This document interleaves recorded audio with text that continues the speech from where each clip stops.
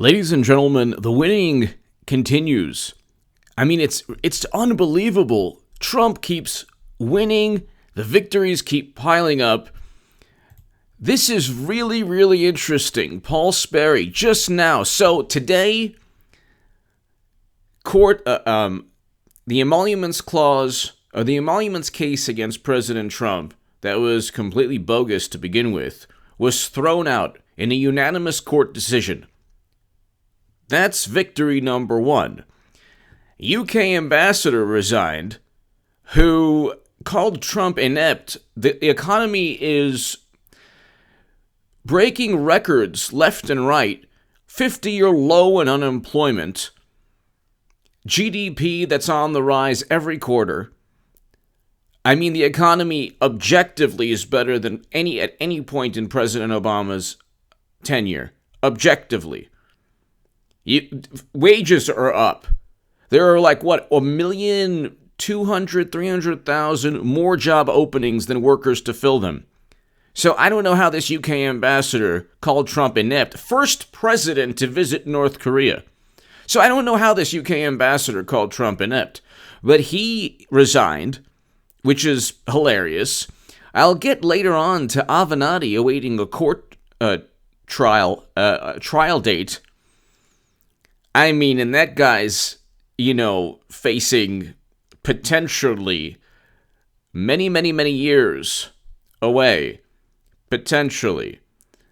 And now you have, this is just very interesting, Paul Sperry in major defeat to Dems, Russia stole the election narrative, U.S. judge orders Mueller to cease and desist making unsupported claim. The Russian troll farm entities he induced were directed by the Kremlin as part of a social media influence ops to interfere in the election. I have been saying this very thing. Since 2017. There are no direct links. The insanity was that there were direct links that Putin, everything that possibly happened was ordered by the Kremlin because there is no evidence. So the troll farms that were indicted by Mueller, and then also I make the case about the Russian intelligence officers. Company 1 is the only reason they were indicted. Company 1 was CrowdStrike. CrowdStrike was outsourced by the Democratic Party. Major conflict of interest. It's absurd. It doesn't border on absurdity. It's completely absurd. You would allow CrowdStrike, and people believe this. They're like, oh, well, the U.S. government. The U.S. government, I explain in my Federalist articles. My latest one that was shared by Rush Limbaugh for 2 days on his show, I explain the ODNI and DHS reports come with warranty disclaimers. They do not. The United States government does not stand by not only by its claims, but by its indictments. They went after, the Mueller probe was a public relations stunt, a 2-year public relations stunt. That's why there were no co-conspirators regarding the Facebook ads or the alleged hacking of the DNC or anything. No American isn't that interesting? And yet you had this grandiose endeavor between Trump and the Kremlin, which the Mueller report said never took place, which undermines completely the Steele dossier. But here, in a major defeat to Russia stole election narrative, a U.S. judge orders Mueller to cease and desist making unsupported claim the Russian troll farm entities he induced were directed by Kremlin as part of a social media influence ops to interfere in the election. So what Democrats and the intelligence officials did was the following. They stated that because it happened, it was because there were Facebook ads that happened to be critical of Clinton. By the way, Facebook vice president himself completely obliterated that whole notion. Most of the ads were seen after the election. He states this on Twitter. And I can get to that a little later, but the indictment is, well, this was done from orders of Putin. There's no evidence that the Kremlin ordered this.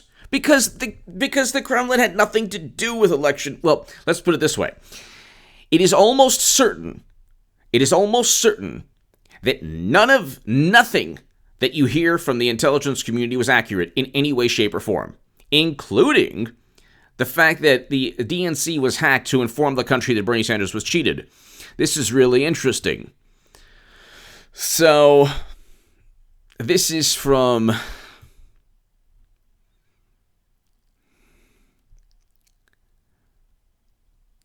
Aaron Mate today. Also, federal judge has issued a significant rebuke of a core Mueller claim. Mueller claims the IRA Russian troll farm was the second of two principal interference operations by Russian government, but as judge notes, Mueller's implied link between the IRA and Russian troll farm and the Russian government was false. Okay. So, Discord. Indictments allege only private conduct by private actors. Even in the indictment. So, I have been saying this, ladies and gentlemen, for 2 years now. There was never a link to the Kremlin. All of this, this is why this is why in my Federalist articles, and I was even writing about this in the Huffington Post, this is why the ODNI and DHS reports come with warranty disclaimers, actual warranty disclaimers, stating judgments are not. We can read them. We can read the actual ones. The actual. We can read the actual warranty disclaimers themselves, and I put them in my article in the Federalist that was shared by Rush Limbaugh for 2 days on his show. So my last article was John Durham needs to investigate why the info-generating Mueller probe is all linked to Hillary Clinton. Now, prior to that, that's May 30th, 2019. Prior to that, I wrote James Clapper knew there was no evidence of Trump-Russia collusion in 2016. That was April 24th, 2019. Okay. And then I write, before that, Comey, Strzok, and McCabe should be charged for conspiring to defraud Americans. And I explain, and I cite the U.S. Code 371 statute they try to use against Trump that should be used against all of them. That will eventually be used against all or many of them. And eventually when because Clinton is running again. Yes, she is. Hillary Clinton is going to run again for president, which means she's going to win the nomination easily. The Democratic nominee in 2020 will be Hillary Clinton. Madam Cyberhack, the Golden Muumuu, will levitate again. The Golden Muumuu will rise again. And this was all, you will see when it happens, you will see that just like I stated that Clinton was unelectable in 2015, and people said, oh my God, I am telling you she's running again. All of this was to pave the way for Clinton to run again. But here, April 12, 2019, Comey and McCabe should be charged with conspiring to defraud Americans. Now, that's actually a really, really important article. But the article that I'm talking about, and I cite this in every one of the articles I just mentioned, DHS does not provide any warranties of any kind regarding any information contained within. The FBI and Department of Homeland Security report states does not provide any warranties of any kind regarding any information contained within. They're not even certain there was a crime committed. So all of the Watergate analogies ignore the fact that Watergate was a break-in, started with a break-in and a cover-up of a break-in. We don't even know if there was a crime committed. We have no clue if the DNC was even hacked because the DHS does not provide any warranties of any kind regarding any information contained within. And the ODNI report, James Clapper's report, states judgments are not intended to imply that we have proof that shows something to be a fact. And then they go on to say judgments could be wrong. Judgments are not intended to imply that we have proof that shows something to be a fact. May 30th, 2019, ladies and gentlemen. I wrote this. And I explain about a month earlier or so that Clapper had no evidence to begin with when he told Chuck Todd. Now Judge sides with Indicted Russian firm on Mueller reports. This is courthouse news service. Okay, so though critical of newly released information not contained in the indictment, a federal judge said she will not impose sanctions in the criminal case of the 2016 election meddling. Okay, so U.S. District Judge Dabney Friedrich unsealed her July 1st ruling on Monday night, agreeing with attorneys for Concord Management and Consulting that the special counsel Robert Mueller's mentions of the case in his long, could prejudice.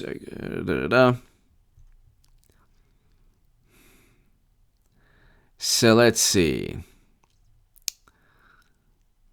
The company will go to trial in Washington on charges that it funded the Internet Research Agency's campaign. Okay, so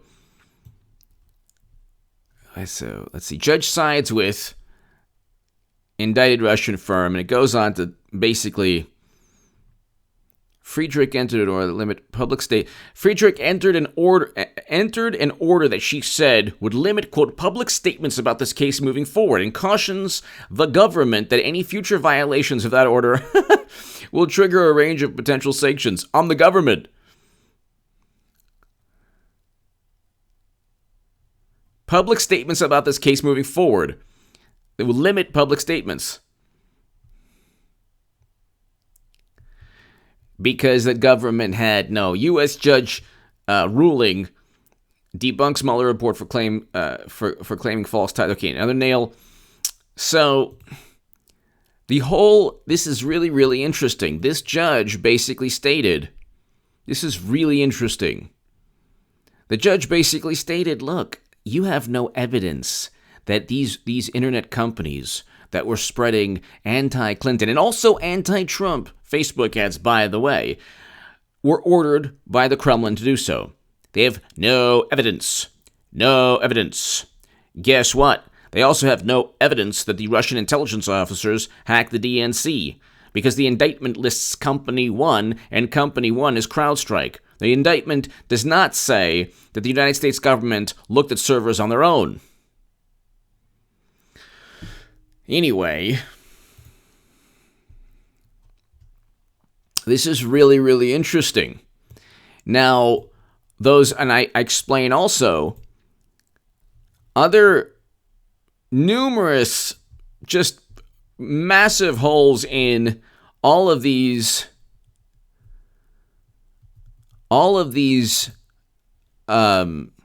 claims. Like, for example, why did Joseph Mifsud, so in the Daily Beast today, they're like, oh yeah, Mueller overlooked major crimes. And it's like, first of all, Joseph Mifsud walked back and backtracked all of the alleged things that he told Papadopoulos, because Papadopoulos was set up. Nobody was indicted on interfering in the election. The Mueller report said the evidence was not sufficient to indict anyone on interference, on being an agent, on campaign finance violations, on any ties to Russia. So, all of this was, Alexander Downer says that Mifsud told Papadopoulos about the DNC hack. He didn't say, he told FBI agents, not even Mueller didn't even interview him. He told FBI agents in early 2017, before the Mueller probe, that he never told Papadopoulos anything salacious or criminal or nefarious, or anything to do with any DNC hack or anything else regarding that. So that was already completely obliterated, that narrative, that propaganda spin. This was an entire public relations stunt that people believed because they just wanted to believe. They couldn't stand the fact that they lost. They could not stand the fact that they lost. So what they did was listen to people like Clapper and Brennan and all, a whole bunch of people, who were corrupt. Whole bunch of people who were corrupt and Comey, Strzok, McCabe, all of them,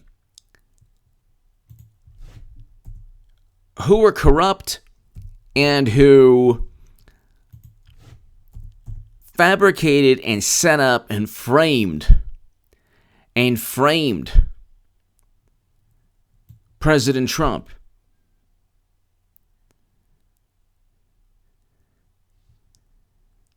And it's just unbelievable. I'm looking at this. So that is a huge, huge, huge revelation just now. Then we have the issue of the UK ambassador resigning and the Washington Post losing it, which is hilarious. The US-UK special relationship is in tatters after the resignation of the British ambassador. So, I mean, today is like it's just a winning streak within a day. You have a judge striking down a key element, the foundation of Russiagate, which is, the Facebook ads were ordered by Putin to harm poor Hillary because the Golden Moo had nothing to do with 20% of U.S. uranium capacity being sold when just millions of dollars were flowing in from Uranium One executives into her foundation. That was just a coinky-dink. And William D. Campbell, the FBI informant, who literally stated, hey, I heard Russian lobbyists bragging about their influence over the Clinton Foundation and President Obama's administration. Oh, well, that's just gossip. But Alexander Downer gossip? No problem. Let's use that to get FISA warrants and to start endless investigations. So they have no problem using gossip against Trump, but they don't. But actual testimony against Clinton? Nah, you can't prove it. But here, the U.S.-UK special relationship is in tatters after the resignation of the British ambassador. Then the author goes on to blame Trump. It's like, what? How is this Trump's fault?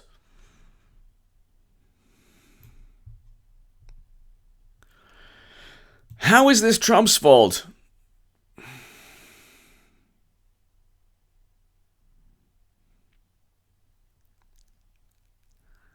So, the once special relationship between the United States and Great Britain is in tatters, shredded by the fallout of the 2016 Brexit referendum. What? Not really. And President Trump's determination to intervene in the politics of another country. Really? Christopher Steele, GCHQ, Fusion Orbis, the Steele dossier. What else? I know that, if anything, we relied on a former MI6 agent, our corrupt intelligence officials relied on a former MI6 agent, Christopher Steele, to write a dossier to help start endless investigations into our elections, into our politics. So who intervened? It was British intelligence officials intervening in our election. Anyway, this is hilarious because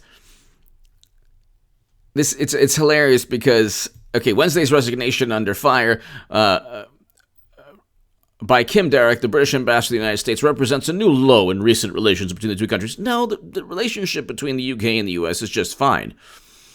It's just that corrupt entities and corrupt officials in the US and in the UK are being outed. That's actually a very good thing. Leaked cables from Derrick back to his government that included critical comments about Trump and his administration with the ambassador's undoing. Yeah, that's what happens. How can you be an ambassador to the United States of America and then make statements that, they don't even make sense? They don't even make sense. So you have the UK ambassador resigning. Okay? You have the UK ambassador resigning. You have a judge ruling in favor. I mean, because this ambassador, it was his decision to make those comments. And he had to have known, and it's almost certain that he had to have known those comments would be public eventually. It's almost certain. And I mean, if anything, the gossip alone, why would you make those comments knowing that it would come out that you said that, you made them? Okay, you had the whole point of diplomacy is to keep those things private. That's when you're acting in a diplomatic manner, you're kind of keeping your true feelings, away from people. So the whole point of being a diplomat is not to engage in that kind of rhetoric. The whole point of being a diplomat, especially a diplomat, is our closest ally is the UK. I mean, what if our ambassador said, the same thing about Theresa May or David Cameron? That person would be forced to resign as well. Anyway, that's another victory. Judge sides with, which is hilarious. The judge actually sides with the internet company because the judge is like, well, where's the evidence that the internet company was ordered by Putin to do anything? That's another victory. Then today, U.S. Court of Appeals tosses the Emoluments case out the window. President Trump scored a big win on Wednesday when the Fourth Circuit Court of Appeals agreed to throw a case out that accused him of violating the Constitution through earnings from D.C. businesses. Okay, so U.S. Court of Appeals, Fourth Circuit Court of Appeals, throws out the case with prejudice. Because it's a bunch of nonsense. He's not being bribed. It's not a bribe. It's not there's no conflict of interest. You're allowed to have businesses as a president, and he has a lot of business, but what you're not allowed to have is a philanthropic organization that serves as a money laundering scheme. There's of the two you have Bill and Hillary, and then you have Trump. Trump's a businessman. He was never in politics. He made his money through real estate. And he made his money through Hollywood, which is why Hollywood tries to distance itself from him. And he made his money as a businessman. Okay, the Clintons made their tens of millions of dollars, hundreds of millions of dollars, by selling their influence. They don't have any business expertise. They are selling themselves. There's a word for that. So, and the people who do that are a lot more honorable than both Bill and Hillary. A lot more honorable because they're not hurting countries and countless people. Bill and Hillary are. And so the Golden Muumuu, it's like when she speaks at Goldman Sachs, you think they care about her thoughts on the market? You think they care about Bill Clinton? I just want to tell you, I want to say buy, but you know what? I think you should short Apple and buy Twitter. And I can't wait to go ahead and that new IPO on an airline company, because I'm into airlines and going on people's planes. Oh, I shouldn't be talking about that. You know what? Speech is over. Gotta go. They have so they're selling their influence, their networking events. When the Clinton Foundation, and by the way, she started a new foundation. I believe it's called the Onward Together Foundation. Hillary Clinton's running again. So when it happens, just remember, one person has been telling you endlessly and wrote about this in 2017. She's going to run again. Who do they have? They have nobody. But throughout the Emoluments case, because it's a bunch of nonsense, it is an absolute bunch of nonsense.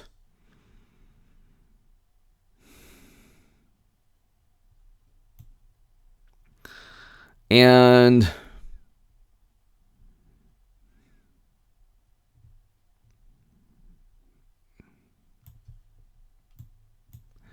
so here is, and Trump wrote, word just out that I want a big part of the deep state and Democratic-induced witch hunt. Unanimous decision in my favor, the United States Court of Appeals for the Fourth Circuit on the ridiculous Emoluments case. I don't make money but lose a fortune. So it's Trump loses money. So I did a segment on that this morning. That's another victory. That's a third major victory today, with the UK ambassador resigning. That is a victory because you know what? You try to just harm the president because you don't like his personality. You certainly can't. When when the UK ambassador called him inept, what is he inept at? Creating a horrible economy? Because the economy is great. Much better than at any point in President Bush or Obama's tenure. Much better. More people working now. There's actually more job openings than people searching for jobs. Okay, this hasn't happened in decades. Lowest unemployment in decades. Lowest Black and Latino unemployment ever. If the rebuttal is, well, it started under Obama, it hit record highs under President Obama's administration, so it only had to go down. The only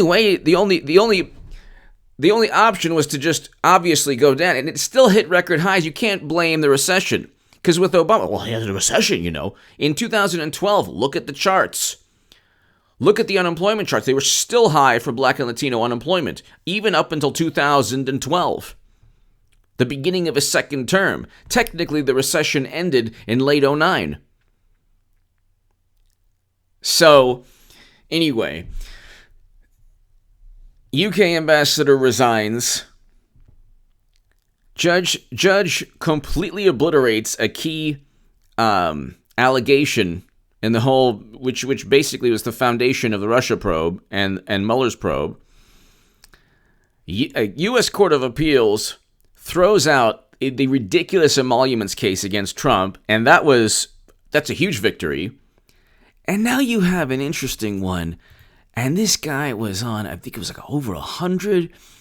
This is just the other day, Michael Avenatti due in court on embezzlement charges, CNN. And it's like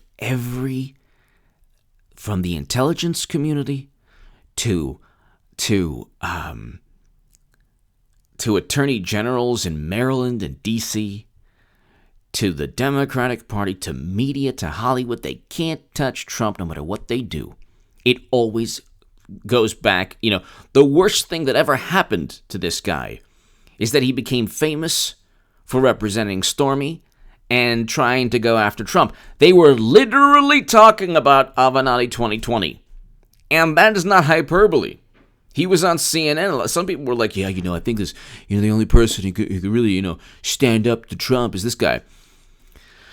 Now, let's look at what he faces. Facing a trial date, a new trial date, or their Monday, where a federal court may set a trial date on charges that the celebrity attorney embezzled millions of dollars from his clients. So he's accused of stealing money from Stormy. And also trying to, this is hilarious, extort more than $20 million from Nike. I mean, the worst thing that happened ever to this guy was getting famous from trying to devote his life to undermining Trump. Look at what this had. Now, he had nothing to do with the Golden Muumuu. He had nothing to do with Madam Cyberhack. But think about, all the people. Look at the cast of characters. How did it work out for them? So Peter Strzok, we will stop Trump. Now we know that, Peter Strzok and Lisa Page were friends with benefits. We had no clue who these people were. But now we know, they texted, he's not going to become president, right? We'll stop him. We'll stop Trump. Okay, well, there you go. It's right there. Now we know their personal life. Andrew McCabe, under criminal investigation now. James Baker, under criminal investigation now. Avenatti, facing a long time. 36-count indictment from where? The Southern District. U.S. Attorney's Office for the Southern District of New York. I believe that was the district he tried to use.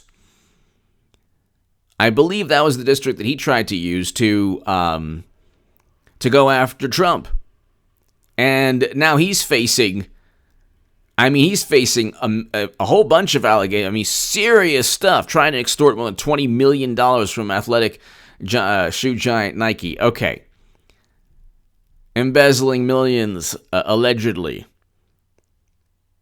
So it doesn't look good. And this is the United States government, or at least the Southern District of New York. And this isn't like the whole Michael Cohen type of, Michael Cohen committed crimes, had nothing to do with Trump. But this isn't like, Michael Cohen testimony against Trump. It's all fabricated.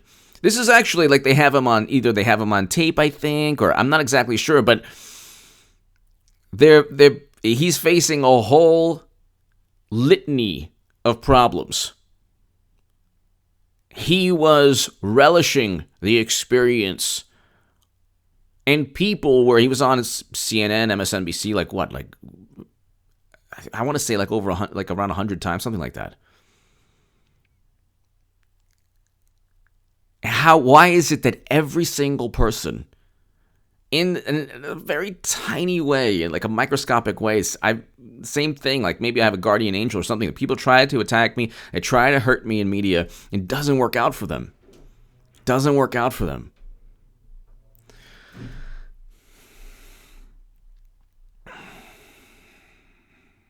Anyway, it's just so interesting. And Trump, the reason Trump wins is because he just doesn't commit crimes.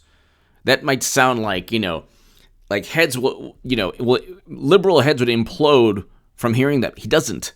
He doesn't commit crimes. He just doesn't. He doesn't need to.